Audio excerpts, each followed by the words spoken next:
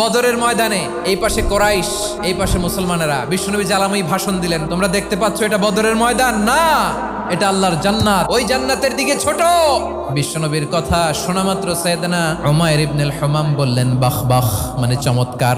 বিশ্বনবী বললেন মা ইয়াহমিলুকা আলা কওলিকা বাখ বাখ ইয়া উমাইর, আমার এই কথা শুনে তুমি কেন বললা বাখ বাখ?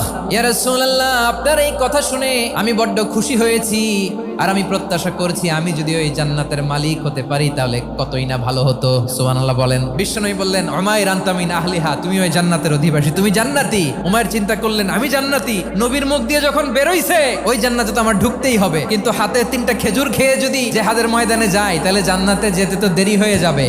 এই চিন্তা আসা মাত্রই খেজুর 3টাকে তিনি ছুঁড়ে মারলেন, তলোয়ার বের করে আল্লাহু আকবার বলে বদরের ময়দানে ঝাঁপিয়ে পড়লেন। আল্লাহর শত্রুদেরকে কচুকাটা করে এক পর্যায়ে শাহাদাতের সুধা পেয়ে নিজেও জান্নাতি হয়ে গেলেন। পড়েন সুবহানাল্লাহ।